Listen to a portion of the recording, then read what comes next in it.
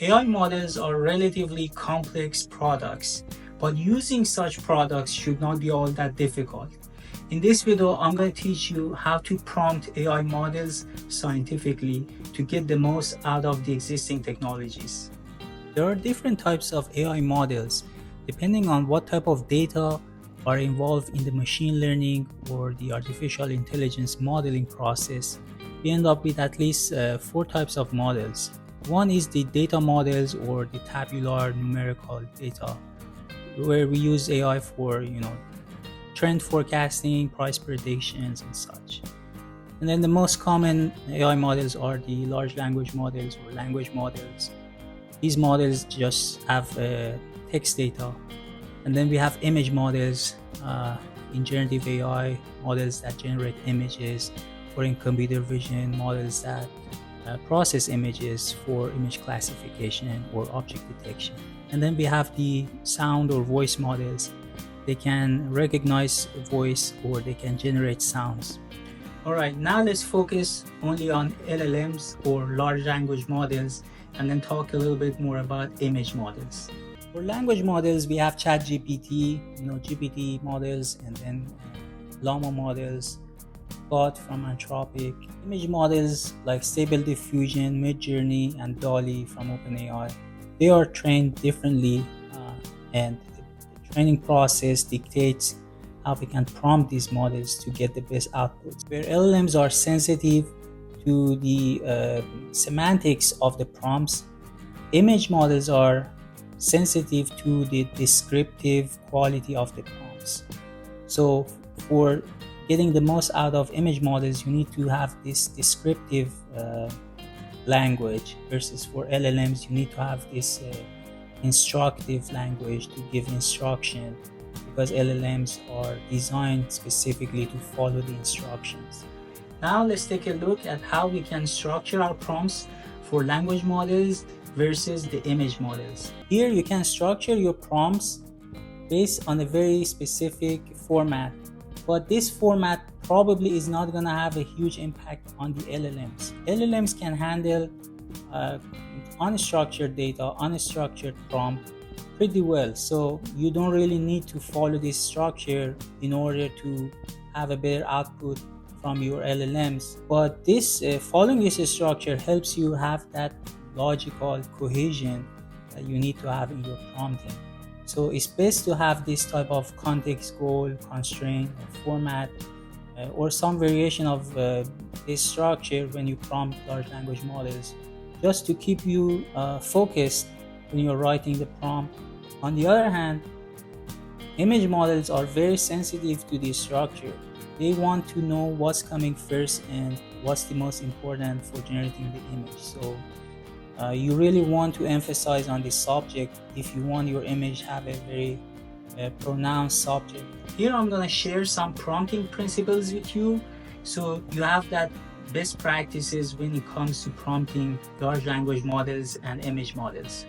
There are a few principles that you can use when it comes to prompting, and these prompting principles are very generic, but you need to understand that both LLMs and image models are sensitive to few principles. For example, you need to be specific, you need to set the context, and that is true both for language models and image models. You need to be direct, you need to have a specific format, asking the model to generate a specific format of the output. And it's always good to have some mention to the examples, provide examples, and that helps a lot, especially for the language models. Finally, you want to do some experimentation with your prompting process. Here I'm going to mention a few steps that you can take during your experimentations, and then we follow up with some sort of short demo of how you can basically implement this experimentation using Python codes. Now this is the part that prompt engineering becomes really scientific. You need to run experimentations. So first, automate your prompt generation, use the APIs if you have access and you know how to code, and then you need to refine the structure. Go back to the prompt structures and refined it. Try different models. Sometimes different models or different versions of a model, they can give you very different results. And then fine tune the parameters like the temperature, the number of tokens, really control the output. And then finally log the prompts. So it might happen you run some experiments and then you forget which one was successful and why. So it's best to have some sort of logging system to. Okay, now let's get started with the coding demo so you can see how exactly you can implement these experimentations. Here I prepared this code to show you how you can use OpenAI's chatgpt API to run experimentations. First, you need to install OpenAI library. Pretty easy, simple. And then you give it your API key. And these are those principles that I explained earlier. And then we have two types of ineffective and effective prompts. For example, be specific as ineffective prompt, tell me more about Paris, or the effective prompt is tell me more about the best tourist attraction. So it gives more specific details. Next, we have this code that actually calls the GPT API. So here I'm using GPT-4o, which is the last model from OpenAI. And then I print the outputs here. So for the category be specific, the ineffective prompt tell me about Paris. It says sure, and then it starts talking about Paris and historical. It really doesn't give you any useful information if you want to really travel. If you are more specific and ask for the attractions, tourists, summer, it's really to the point and it gives you really good outputs that's practical. Same for the other categories.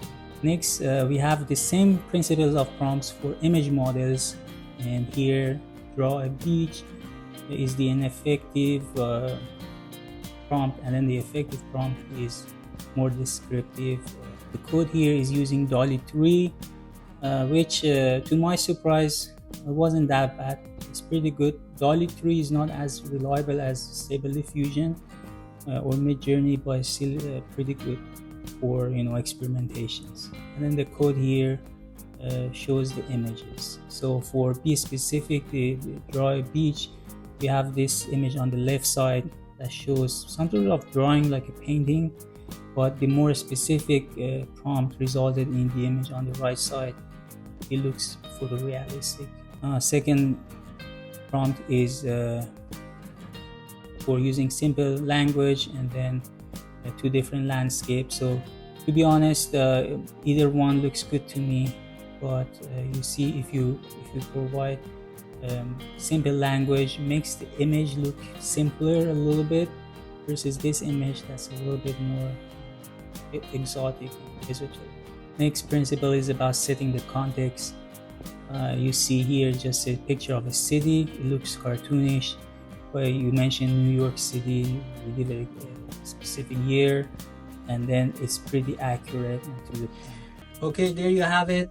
I'm going to put the link to the code that I wrote in the show notes so you can use it and try. In the next video, I'm going to show you how to integrate prompt engineering into more complex applications and really leverage LLM technologies for solving real-world problems.